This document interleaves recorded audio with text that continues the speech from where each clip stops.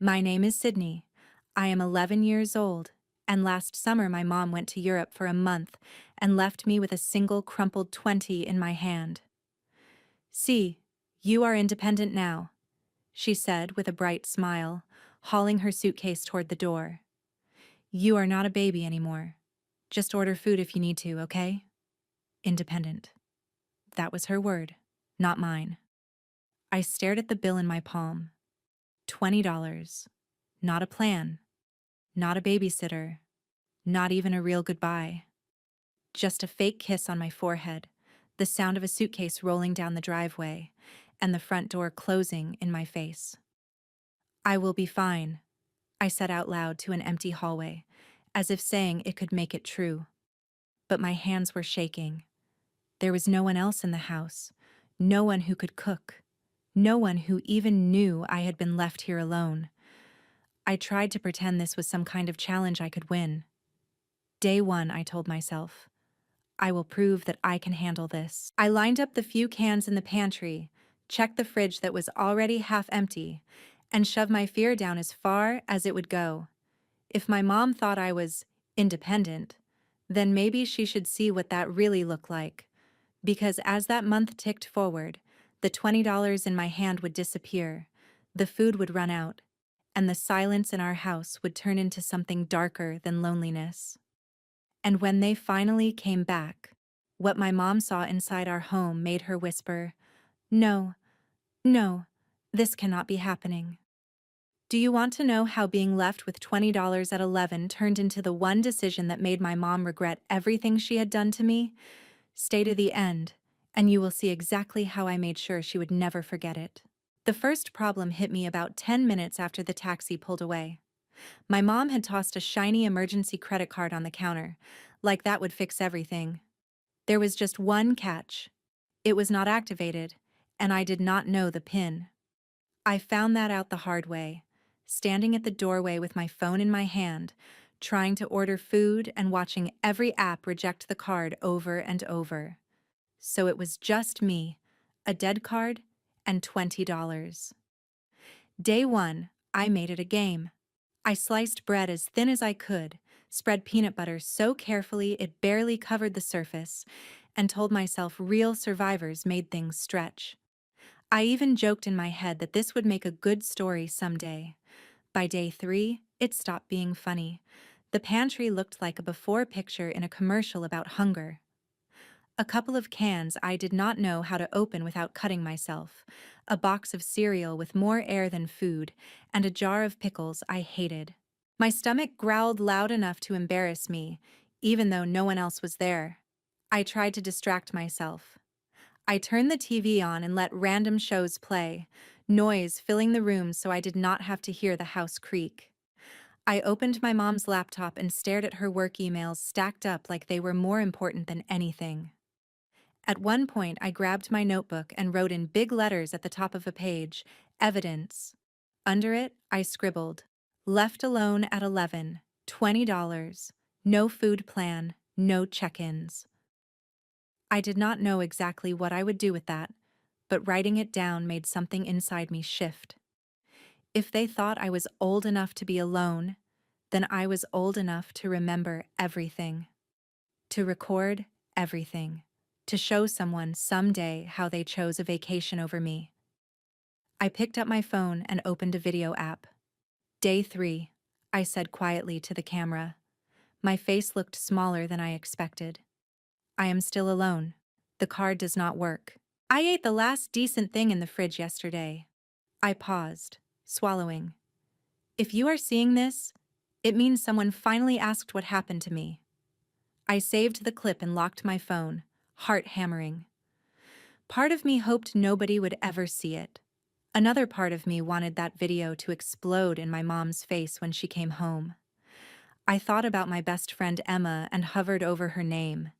If I texted her, I would have to admit that my mom had left me, that I was hungry, that I was not okay. Instead, I sent a message that sounded normal. "How was your trip?" No reply. Maybe she was somewhere by a lake, eating burgers with her family, not even checking her phone. My stomach twisted. By day 5, the hunger felt like a fog around my brain. I started getting dizzy when I stood up too fast. I found a half-empty box of cereal in the back of the cupboard and ate it dry from the bag, trying to make every handful last. I opened my notebook again and added another line. By day 5, still no call from Mom, not even a text. Then another line. If I disappear, this will prove it was not my fault. That was the moment my thinking changed. This was not just about surviving until she came back. This was about what would happen to her when people finally realized what she had done. On day 7, my body felt weak, but my anger was stronger. I shuffled to the front window and peered out at the street. Kids were riding bikes. A dog barked at a delivery truck. A couple walked by holding coffee cups. Normal lives. Normal parents. I looked at our empty driveway and whispered, "You chose Europe over me. Do you know what that is going to cost you when someone finds out?" As if the universe was listening, the doorbell rang. I froze, cereal crumbs still on my fingers. No one ever rang our doorbell. Not really. Neighbor kids just knocked. Packages got dropped. The bell rang again, followed by 3 sharp knocks. My heart pounded as I moved toward the door. For a second I thought about pretending I was not home. If it was someone selling something, they would go away. But another thought cut through my fear. What if this is it? What if this is the moment someone finally sees me? Handshaking, I reached for the handle. If you were 11, starving, and completely alone, would you open that door? Or would you keep pretending everything was fine? I cracked the door open just enough to see who was there. Standing on the porch was a man in a green jacket with my school's emblem stitched on the chest. It took me a second to place him without the classroom behind him. "Hi, Sydney," he said gently. It was Mr. Hughes, the counselor from school. "I have been trying to reach your parents. They did not pick up. Can I come in for a moment?" My first instinct was to lie, to say everything was fine, that my parents were just out, that I did not need anything. But my hand loosened on the door, and I stepped back. "Sure," I murmured. "I guess." He stepped inside and looked around. The silence in the house suddenly felt heavier. The dishes in the sink, the empty counter, the nearly bare fruit bowl, all became evidence I had not meant to stage, but had accidentally left out. "Are your parents at work?" he asked, scanning the room, clearly expecting someone to appear. "They are in Europe," I said, surprising myself with how flat my voice sounded. "For a month." His eyebrows shot up. "A month? And who is staying with you?" I swallowed. This was the line, the moment I could choose to protect them or tell the truth. My fingers curled tighter around the edge of my shirt. "Just me," I admitted. "They said I was old enough." Something in his face changed, like a switch flipping. The polite concern turned into something sharper, more serious. He pulled out a chair and sat down at the table, motioning for me to sit across from him. "Sydney, how long have you been alone?" "A week," I whispered. "Almost? Do you have enough food? Money?" I let out a small, bitter laugh I did not recognize. "They left me a credit card that does not work, and $20. He stared at me for a long moment. It was not the way teachers stare when you forget your homework. It was something heavier, like he was trying to count all the ways this was wrong. "This is not okay," he said finally, his voice low. "You know that, right?" I shrugged, even though my chest ached. "They said they needed a break, that I am mature, that I should be able to handle it." "And how have you been handling it?" I wanted to say, "Fine." I wanted to keep pretending. But the notebook on the table caught my eye. The word evidence stared back at me in my own handwriting. "I have been hungry," I said instead, "and scared, and I have been writing things down, just in case." "Just in case what?" he asked. "Just in case something happens to me," I replied quietly. "So nobody can say they did not know." Silence filled the space between us. For a moment, I hated the silence, but then I realized he was not ignoring it. He was feeling it, really feeling it. He leaned forward. Sydney, leaving an 11-year-old alone for a week, for a month, with almost no food and no supervision, is not just irresponsible. It is dangerous. It is neglect. There are laws about this. My heart thudded in my ears. Neglect. Laws. Words that sounded like they belonged in TV dramas, not in my kitchen. What happens if someone finds out? I asked, my voice suddenly small. Agencies get involved, he said carefully. Child Protective Services.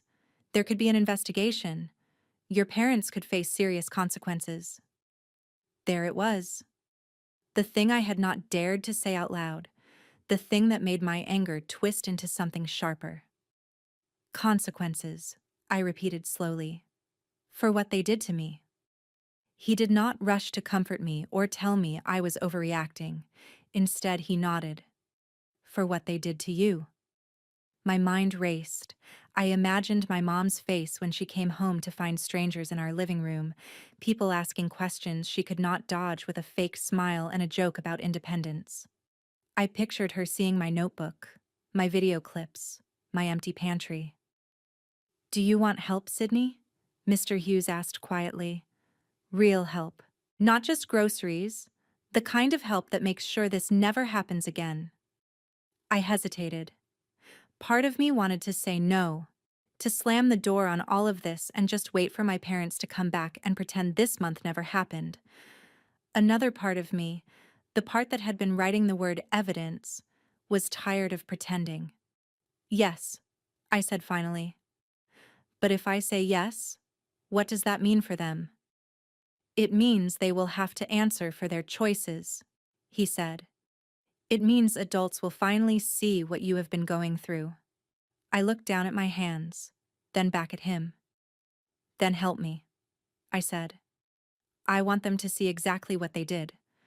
I want them to feel what it is like to lose control. He nodded once, firmly. First, we make sure you are safe. Then we make sure the right people hear your story. As he reached for his phone, a strange calm settled over me. The fear was still there, but underneath it was something new. A quiet, steady determination. I was not just a kid waiting to be rescued anymore. I was the witness. If you were in my place, would you keep protecting your parents? Or would you finally let the truth become the weapon they never saw coming? Mr. Hughes stepped into the hallway to make a call, leaving me at the table with my notebook open.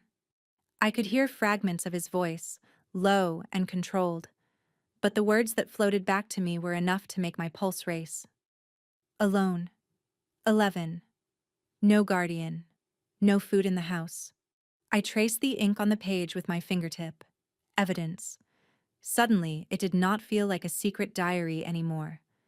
It felt like a case file. A few minutes later, he came back. I called your neighbor, Mrs. Johnson, he said.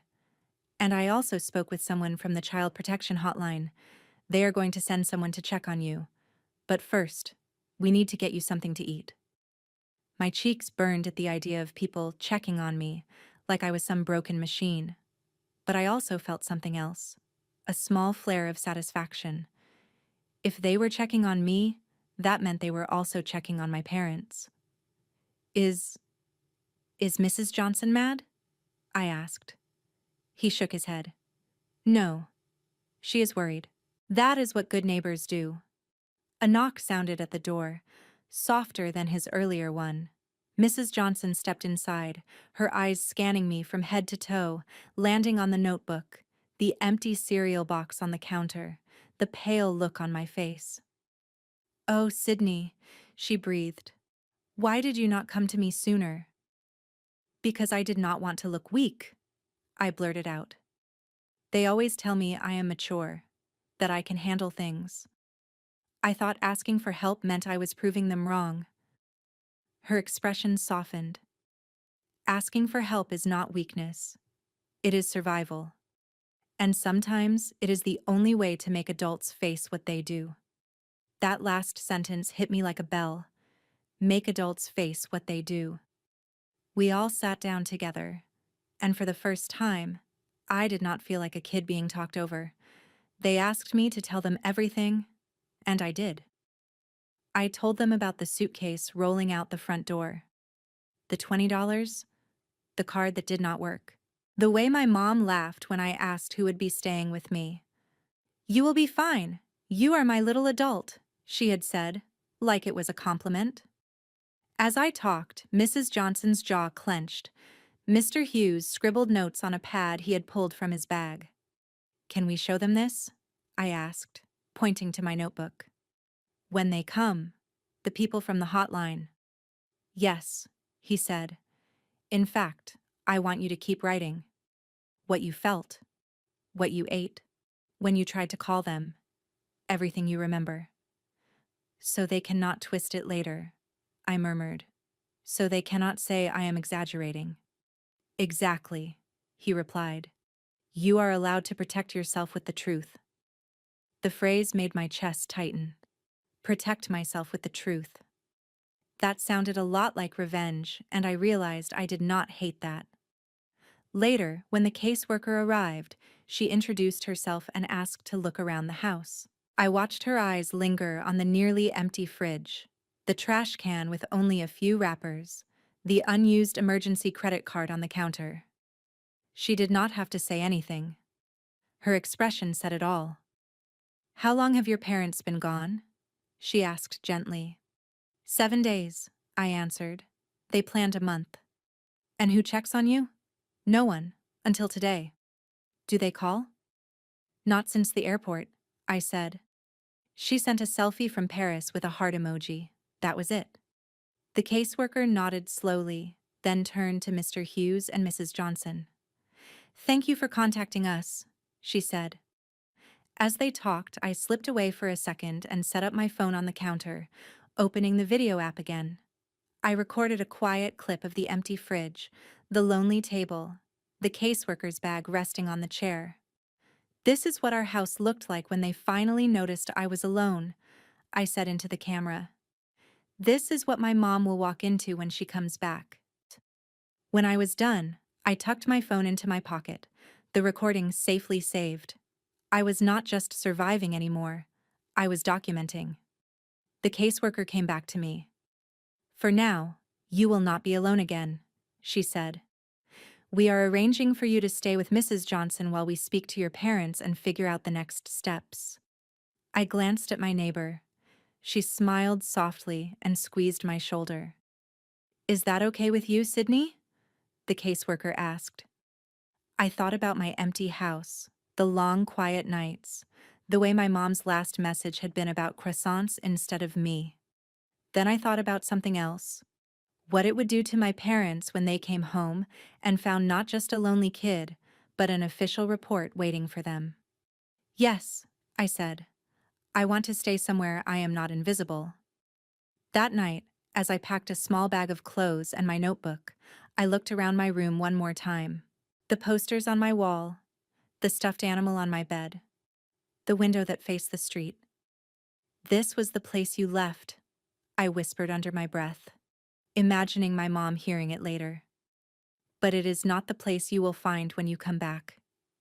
If you were me, would you choose to forgive and forget? Or would you let every empty shelf and unanswered call become proof that could change everything?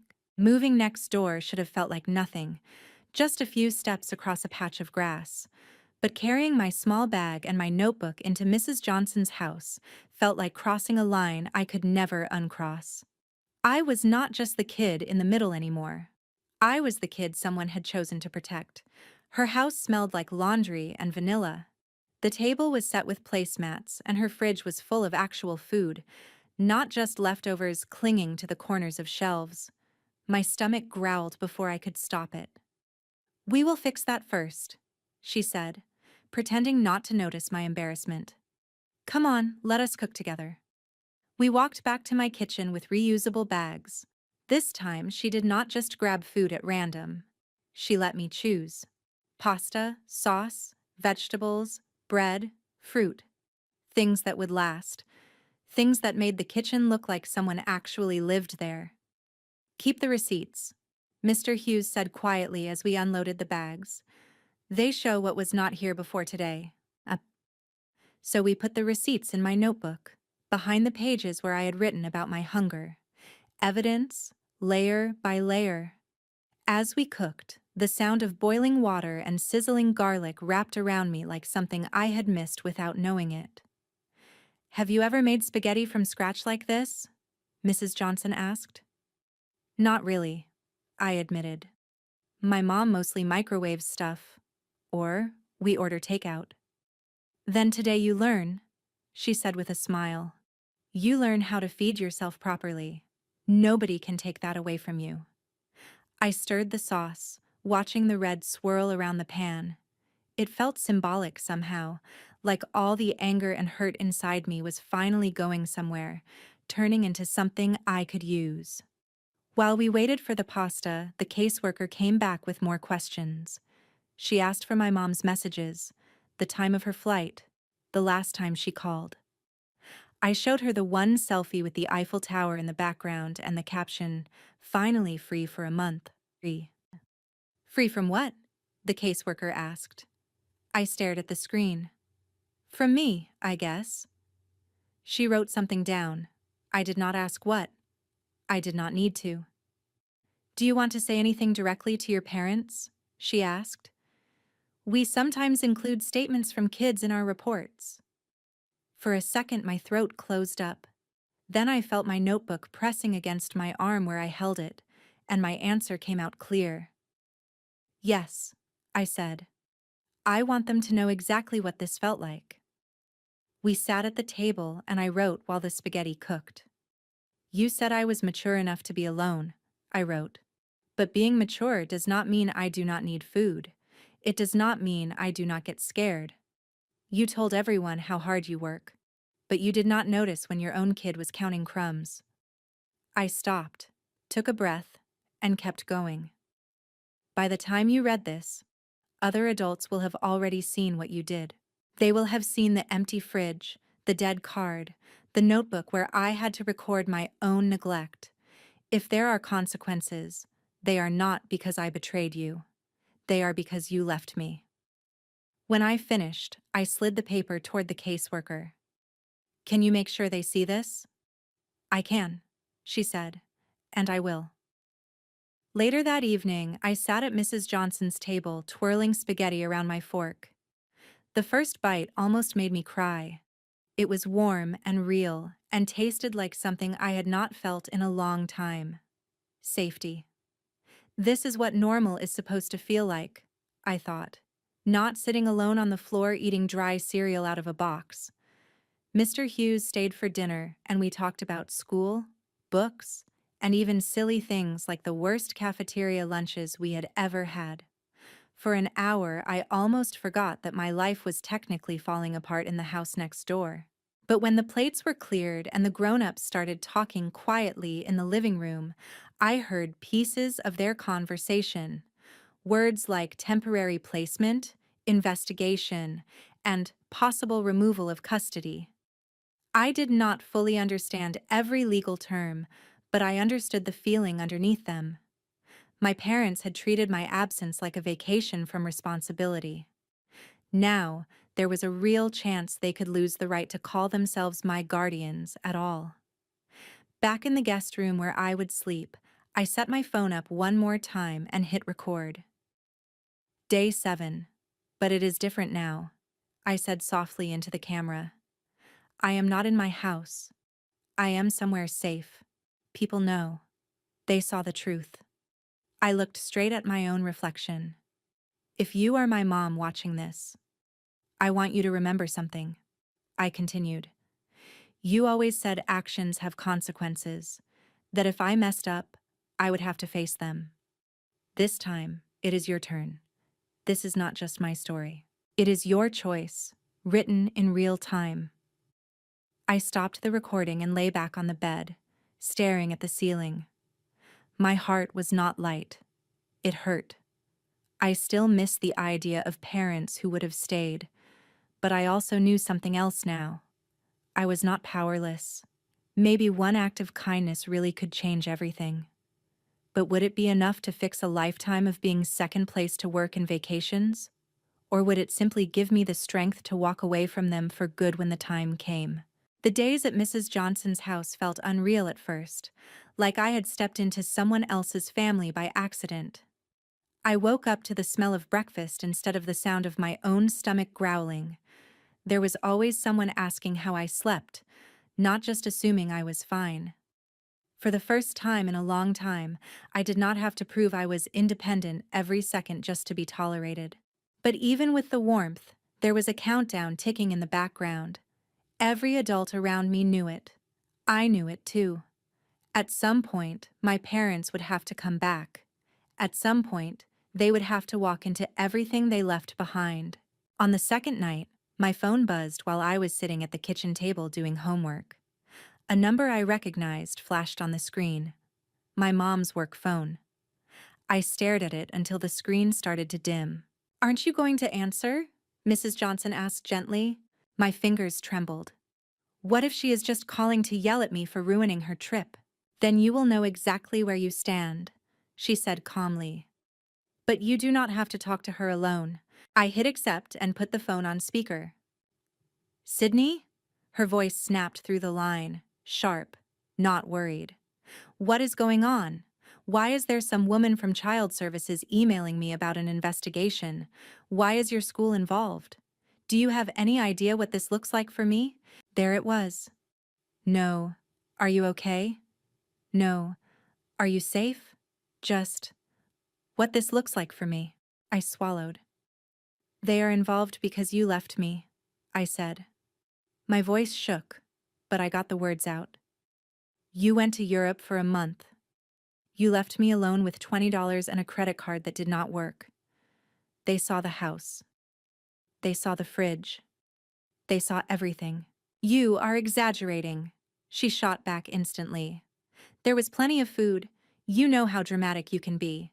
And you are 11, not a toddler. I cannot believe you would turn people against us like this. Do you understand what you are doing to our reputation?" Across the table, I saw Mrs. Johnson's jaw tighten. She leaned closer so her voice would carry. "This is Mrs. Johnson. I am the neighbor. I am also the one who bought your daughter groceries because there was almost nothing left. This is not about reputation. It is about safety." There was a sharp inhale on the other end. "Why are you interfering? This is a family matter. Sydney is fine." I glanced at the notebook next to me, open to a page where I had written, "No call for 7 days." "No," I said quietly, cutting in before anyone else could. "I was not fine. I am not fine with what you did." There was a pause, and for a split second, I thought maybe she would finally hear me. Then she spoke again, each word shoved through clenched teeth. "We will talk about this when we get back. And we are going to have a serious conversation about consequences, young lady." The line went dead. Mrs. Johnson reached over and silenced the phone before it could buzz again. "She is right about one thing," she said softly. "There will be consequences, but not just for you." The next day, the caseworker came to the school and pulled me out of class. We sat in a small office that smelled like dry erase markers and old coffee while she scrolled through something on her tablet. "Your parents have moved their flight up," she told me. "They will be home in 3 days instead of 3 weeks." My heart flipped. Part of me was relieved they were not staying gone for the full month. Another part of me recognized the reason. They were not coming back for me. They were coming back to protect themselves. "What happens when they get here?" I asked. "We will meet them at the house," she said. "I will be there, along with a supervisor from the department. Mr. Hughes has agreed to attend as a school representative. We want you to be part of the conversation if you feel safe." I thought about hiding at Mrs. Johnson's house and letting the adults handle it. I thought about slipping into my room and pretending I was asleep when they walked in. Both options felt like going back to being invisible. "No," I said slowly. "I want to be there. I want them to see me. I want them to see what they came home to." The caseworker nodded. "Then we will make sure you have a voice in that room." For the next 2 days, we prepared without calling it preparation. We did not rehearse lines like in a school play, but we organized facts. The caseworker printed copies of my statement, the notes from my notebook she had permission to use, the receipts from the groceries, screenshots of my mom's posts from Europe, the call logs that showed how many times she had not checked in. This is not about punishing them for the sake of it, she reminded me. This is about making sure you are safe. Whatever happens comes from their choices, not your existence. I understood what she meant, but another part of me, the part that remembered eating dry cereal in the dark, could not pretend this did not feel like something else too. It felt like justice. It felt like holding up a mirror. On the morning of their return, we went back into my house for the first time in days. It still smelled faintly like stale air and dust. My stomach twisted, but I forced myself to walk through each room. This was my scene. I could not look away. The caseworker placed a thick folder on the kitchen table. Beside it, we put my notebook, open to the first page that said, Evidence. My phone sat next to it, turned on and ready. The first video I had recorded, the one where I said, Day 3, I am still alone, was paused on the screen. The image of my own tired face stared back at me. Are you sure you want this playing when they arrive? She asked. Yes, I said. She always tells me stories do not matter unless there is proof. This is my proof. Mrs. Johnson stood by the doorway, arms crossed but eyes kind. Mr. Hughes leaned against the counter, his school badge clipped neatly to his shirt, watching everything with quiet focus. The supervisor from the department sat at the table, flipping through the file one more time. We heard the car before we saw it. Tires on the driveway, doors slamming, muffled laughter. For a moment, my legs felt like rubber. The caseworker stepped closer to me. Remember, you do not have to protect them from the truth anymore, she said. If they try to make you feel guilty, you can look at me, or at Mrs. Johnson, or at Mr. Hughes. You are not alone in this room. I nodded, taking a steadying breath. The front door handle turned. The lock clicked. This was it. The moment everything split into before and after. If you were standing where I was, would you run to hug them and pretend nothing happened? Or would you hold your ground and let them finally face what they had done? The door swung open, and my mom walked in first, dragging her suitcase behind her like she had when she left. She was still wearing a stylish trench coat and sunglasses pushed up on her head, like the airport was just another runway. My dad followed, juggling bags and talking about something on his phone, his voice light, like the world owed him an easy landing. They both stopped when they saw us.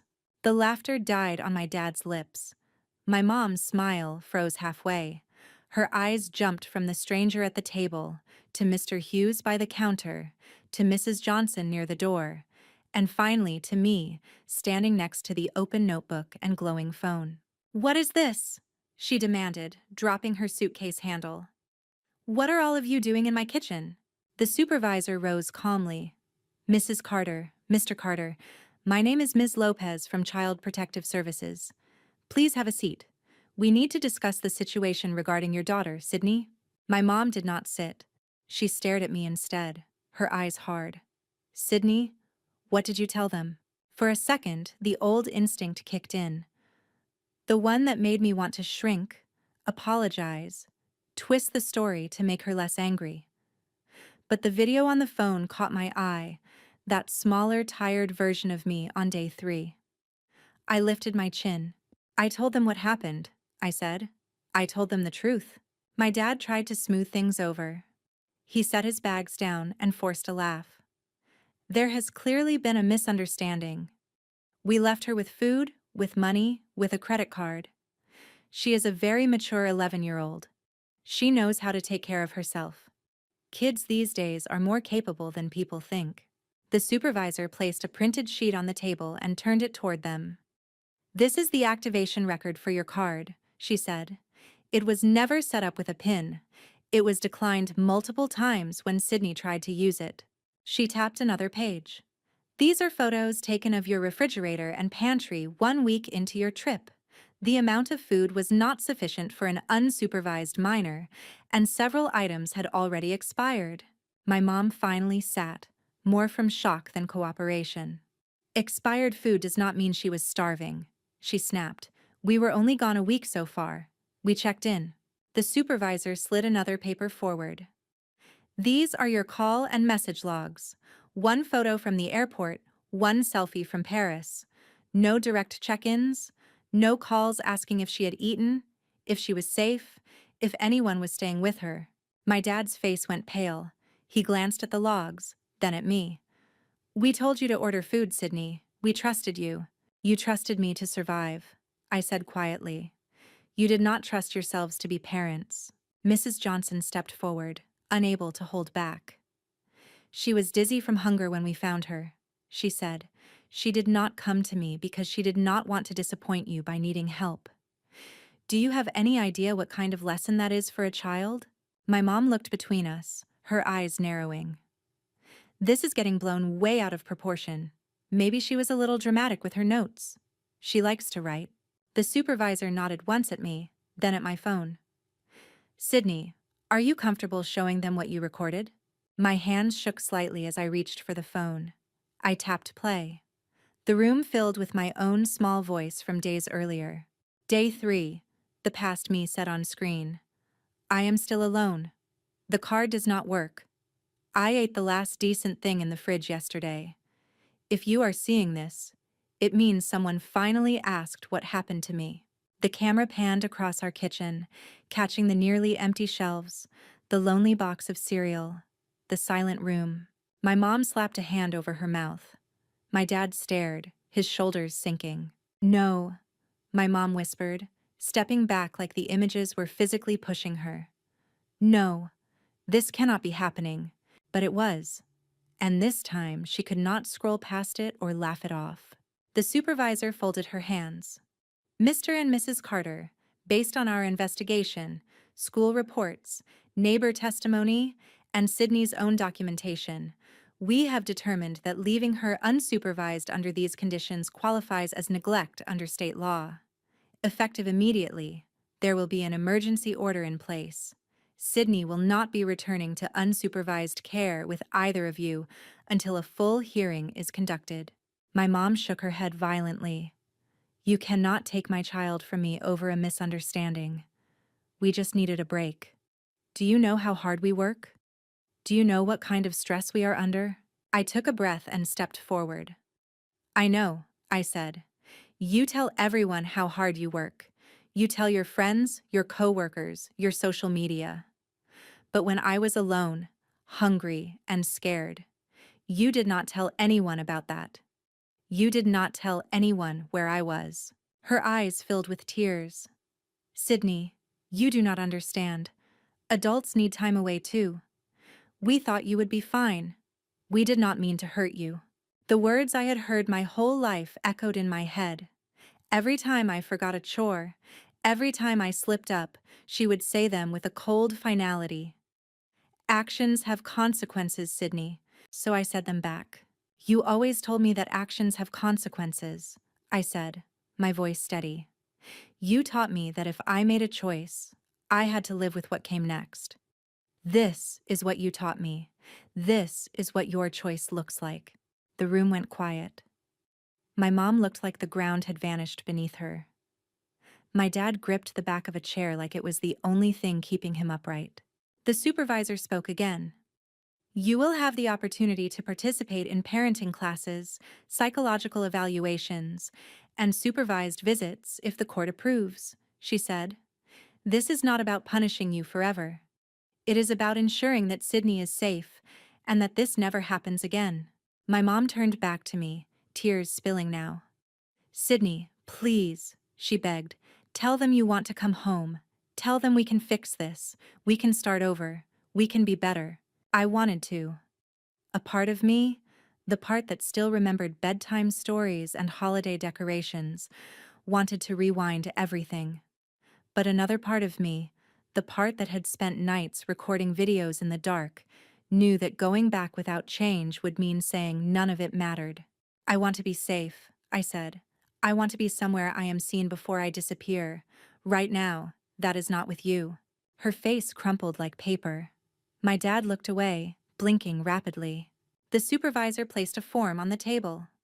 For the duration of the investigation, Sydney will remain in temporary placement with Mrs. Johnson, she said. You will be notified of the court date.